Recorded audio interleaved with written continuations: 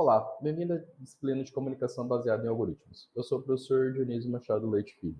Então, entramos no módulo 2, Tecnologia e Informação, na unidade 2, Big Data e Humanidades Digitais.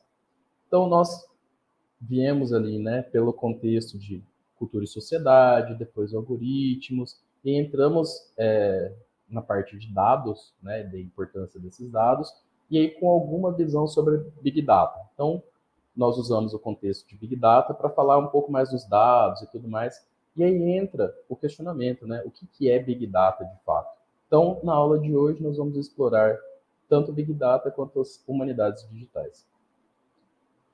Então, não existe um consenso dentro da literatura de ciência da computação sobre o conceito de Big Data.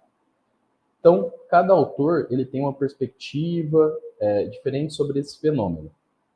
O que tem-se de padrão para Big Data são os 4 Vs, que são volume, variedade, velocidade e veracidade.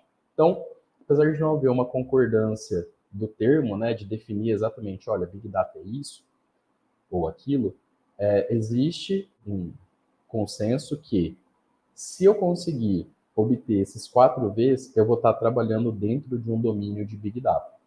Então, o que são esses 4 Vs? Então, começando ali pelo volume. O volume, ele está relacionado à enorme quantidade de dados. E aí, quando a gente fala em enorme quantidade de dados, ela é em ordem de terabytes ou de petabytes. Ou seja, é uma quantidade significativa de informação. Do volume, a gente passa para a velocidade, onde essa velocidade ela vai estar relacionada com a rapidez de fluxo dos dados, das mudanças, e do processamento. Ou seja, eu tenho um grande volume de dados e eu preciso que esse grande volume de dados seja processado da forma mais rápida possível. Então, essa velocidade ela é importante também justamente para a tomada de decisão, para a gente não perder o timing da tomada de decisão. Da velocidade, nós vamos para a veracidade, ou seja, quais são os níveis de incerteza e de confiança que foram obtidos através daquele volume de dados. E da veracidade, nós vamos para a variedade, que vai ter o quê? A variedade de dados, de fonte de dados, como redes sociais, dados de aplicativos móveis, se esses dados são estruturados ou não estruturados. Então, dentro desse domínio de 4 Vs, quando a gente olha, por exemplo, para veracidade, que ele vai ter ali os níveis de incerteza e de confiança, a gente começa a entender que, por mais que eu tenha muita informação, por mais que eu tenha muitos dados disponíveis, eu preciso saber o que eu estou buscando. Então, eu preciso ter uma noção do que eu estou buscando, justamente para verificar se o que está sendo processado está tendendo a me entregar informação útil. Então, se eu quero saber, por exemplo, sobre um volume de vendas, então eu preciso ver se a informação que está sendo o resultado da extração ali de informação desses grandes volumes de dados, se ele está refletindo informações sobre o volume de vendas. Eu quero saber sobre o uso de mídias sociais, então eu preciso saber, de fato, se aquela informação que eu estou utilizando, ela está me provendo um conjunto ali de informações, um conhecimento que vai ser válido de fato. Então, olhando esses 4 Vs, a gente acaba entendendo que, por mais que eu tenha uma vasta gama ali de meios de obtenção de informação, eu ainda preciso saber o que eu estou buscando. Então, a ferramenta ela não vai entregar para mim isso de graça, Eu preciso definir para ela o que de fato eu estou buscando. Então, alguns casos de uso aqui.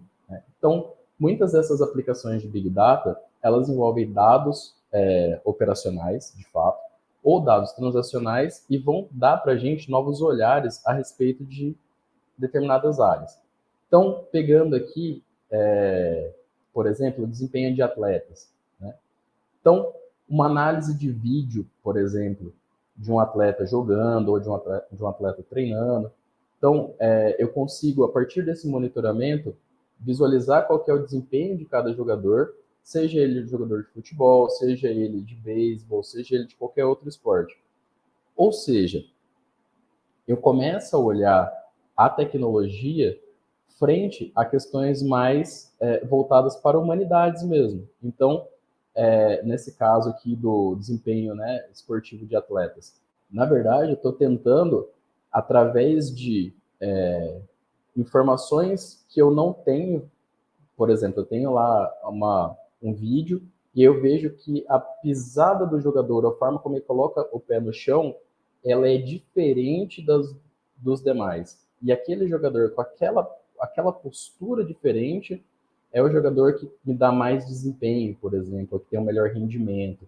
Então, eu vou buscar agora entender qual que é a diferença ali de postura ou de pisada com que faça com que aquele jogador ele tenha algum desempenho melhorado, né? E outras coisas mais ali dentro do domínio de futebol ou de qualquer outro esporte. Então, isso faz com que o rendimento melhore, né? Porque eu estou buscando informações que até então eu não tinha de onde extrair. Eu só tinha questões mais estatísticas e agora eu tenho, além das estatísticas do jogador, eu tenho o comportamento dele, eu tenho o visual dele. E aí eu consigo, a partir desse visual, extrair informações. Uma atividade de pesquisa.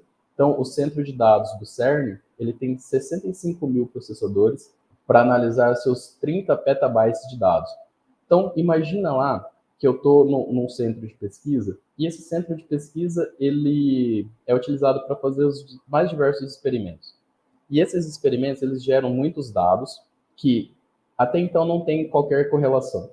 Eu quero buscar essas correlações. Como que eu vou fazer isso, né? Então, existe uma quantidade muito grande de combinações que eu posso fazer para verificar, por exemplo, se um material ele é mais aderente a outro material, se uma condição de um gás, por exemplo, ele é mais nociva ou não para o ser humano, se um determinado fertilizante ser aplicado com uma determinada quantidade de água ou algum tipo de solo diferenciado, se ele vai ter algum rendimento melhor. Ou seja, eu tenho uma série de informações que podem ser extraídas desse conjunto de dados e que pode me trazer conhecimento valioso. Então, e os volumes são muito grandes. Então, o entendimento do comportamento do cliente também é muito interessante dentro desse domínio de Big Data. Por quê? Porque eu quero saber não só o que ele está consumindo, mas o que fez ele ser levado a consumir determinado produto. Então, quais foram as sensações ou quais foram as experiências, as emoções que fizeram com que determinado produto fosse interessante para um determinado cliente ou para um conjunto de clientes. Então, note que eu saio desde uma análise de cliente para uma análise mais científica, até uma análise esportiva, né, dentro de um conjunto de coisas ou de um conjunto de áreas. Então, dentro das humanidades, ou seja, eu quero olhar lá, por exemplo, questões geográficas, né, eu quero olhar questões de erosão de solo, não, eu quero olhar questões de saúde, eu quero visualizar comportamento, quero uma série de aplicações aqui, eu consigo fazer uso do Big Data, porque esse Big Data ele não está relacionado à área, né? Então, eu não tenho uma área que eu falo assim, não, essa aqui é a área de Big Data. Na verdade, eu tenho uma metodologia, ou um conjunto de técnicas, e esse conjunto de técnicas, ele pode ser aplicado para qualquer área. Então, a partir do momento que eu entendo isso, né, que eu vislumbro que o Big Data ele não é algo específico para uma área, mas ele é geral para todo mundo, eu começo a entender que eu posso aplicar ele para todas as áreas que me proveiam, que forneçam para mim dados. Então, o bem, nesse caso, mais valioso, acabam sendo os dados.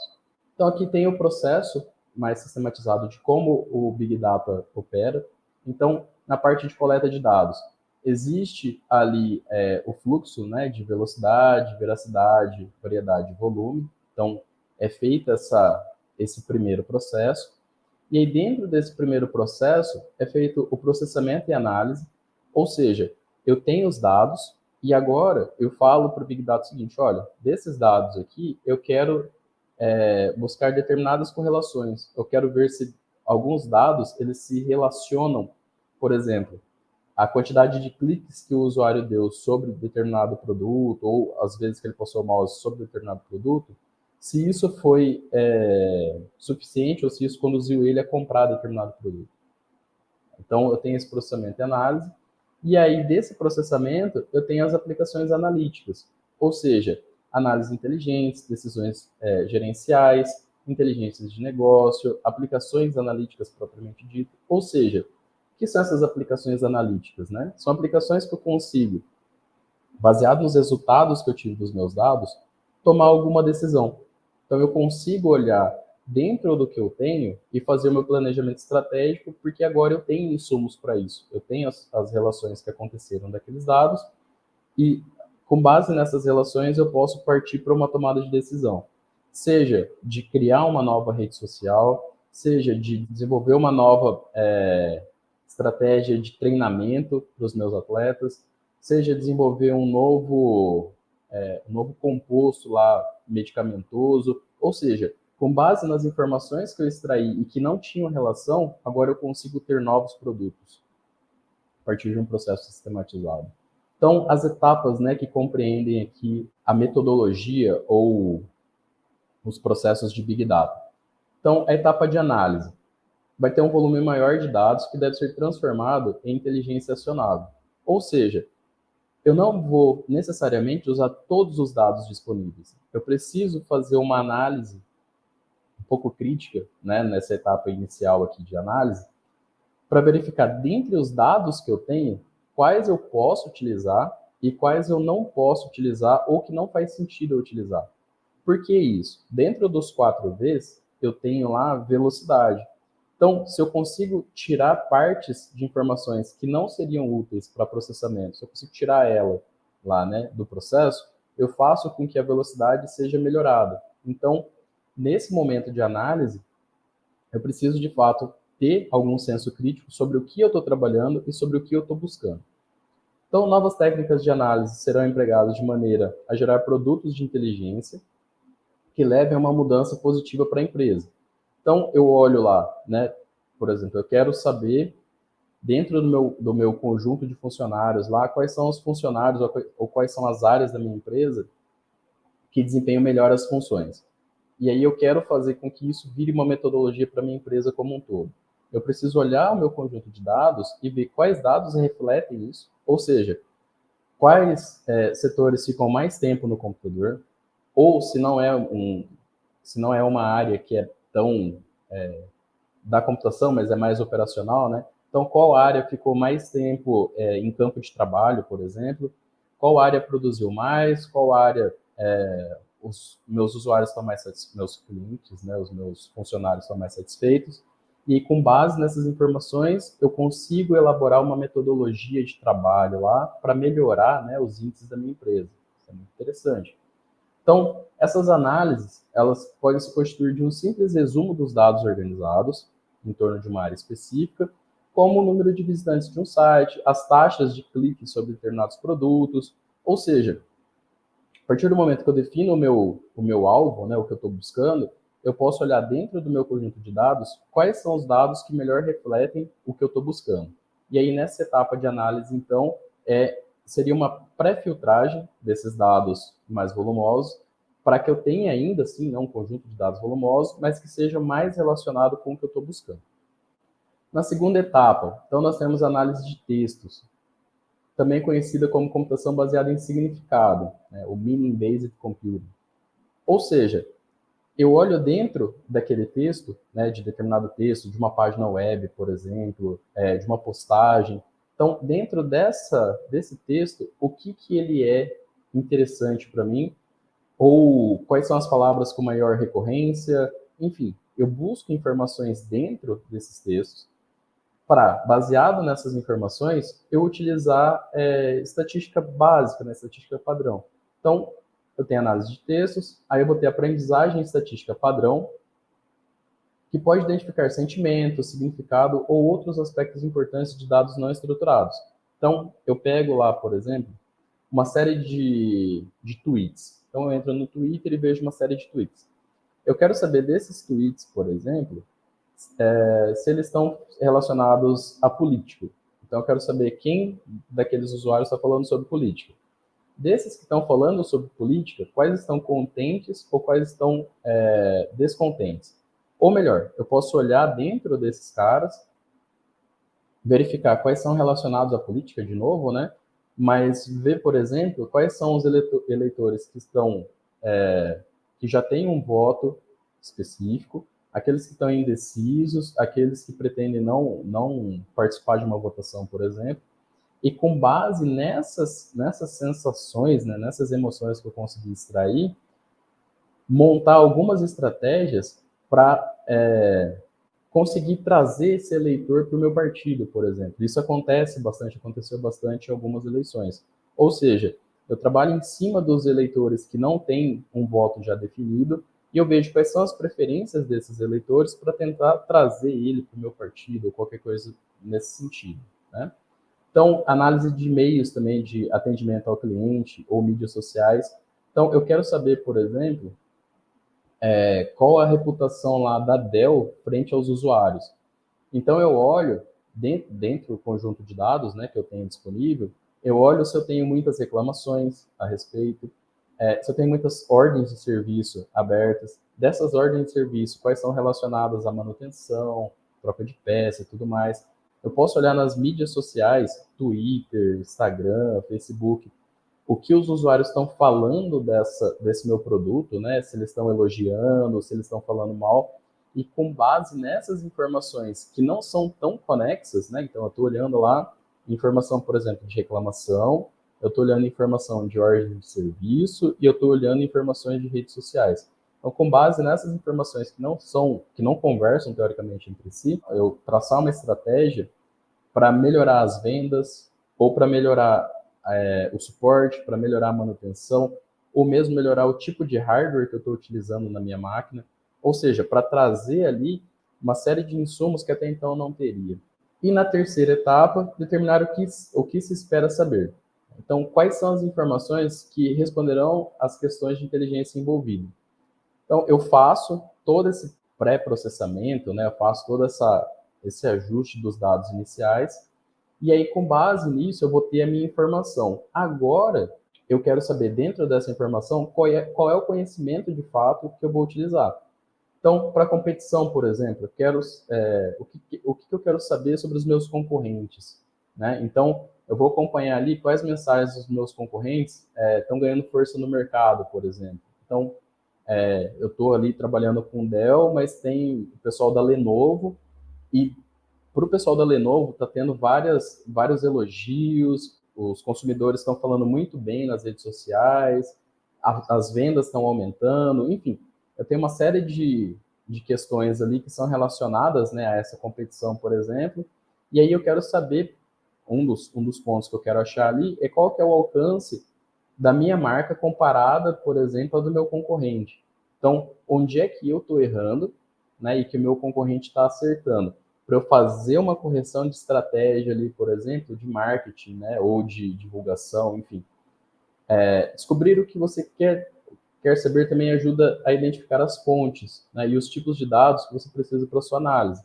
Então, se eu estou buscando melhorar a divulgação do meu produto, por exemplo, eu tenho que olhar fontes de dados que vão me dar essa informação, seja ela de maneira estruturada, seja ela de maneira não estruturada. Então, eu preciso também saber e entender que, por mais que eu tenha grandes volumes de dados, por mais que haja ferramentas e tudo mais, o ser humano ainda precisa interagir bastante, tá, com essas ferramentas, para poder chegar nesse estado de graça de olhar para o conjunto de dados e falar o seguinte: não, esses dados não são necessários, esses dados são necessários, porque esses dados aqui não refletem o que eu estou buscando, já esses dados podem refletir o que eu estou buscando.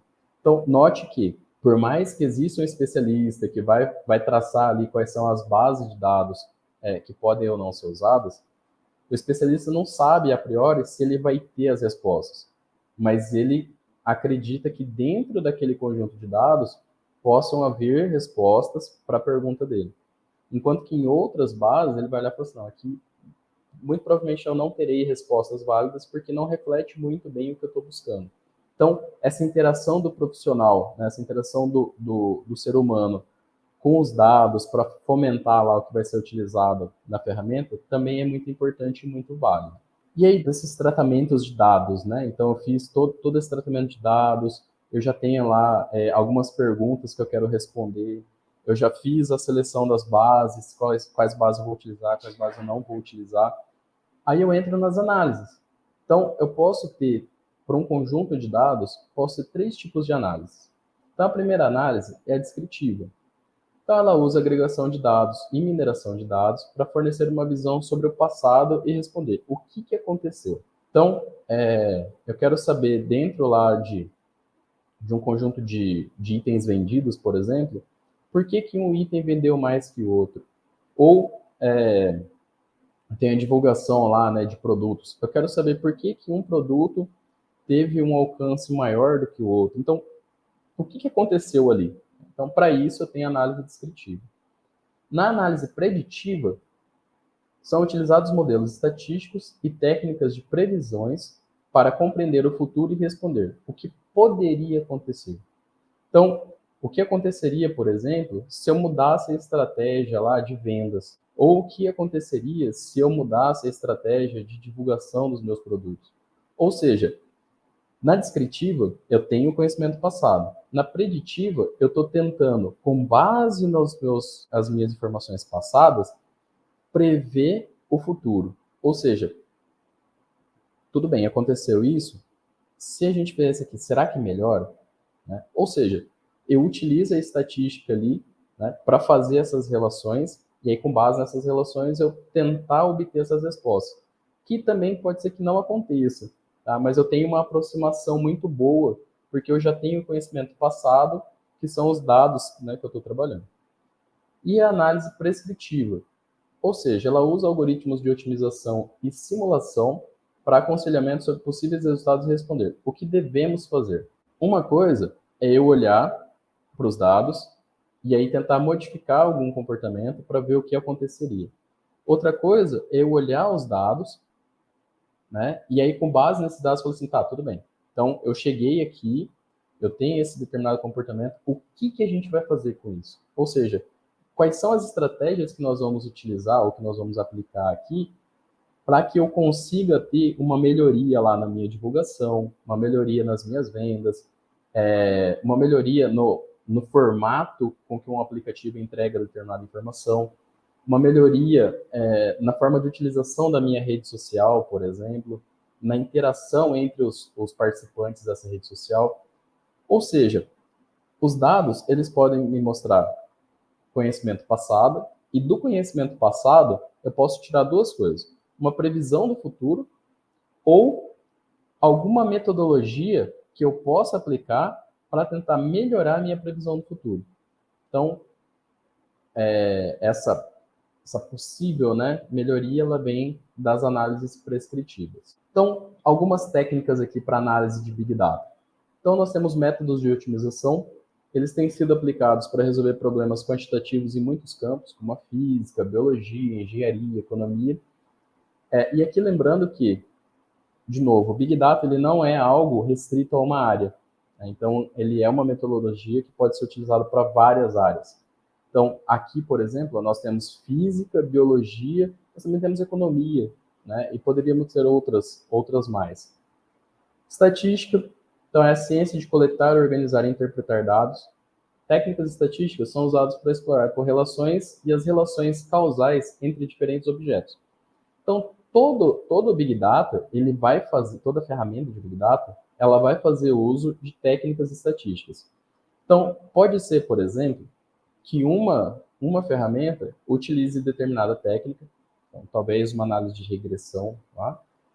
E uma outra ferramenta possa utilizar uma análise de variância. Então, vejam que, por mais que existam várias ferramentas, cada ferramenta vai tratar ali a tomada de conhecimento, né, a extração dos dados e a própria formação de conhecimento com técnicas específicas que são relacionadas para a ferramenta. Tá? Então, isso é importante também, porque às vezes eu posso selecionar uma ferramenta de Big Data para eu tentar tratar o meu problema e aquela ferramenta não ser a ferramenta mais adequada para o tipo de problema que eu estou buscando, porque as formulações estatísticas que são utilizadas, elas não são as melhores para aquele conjunto de dados.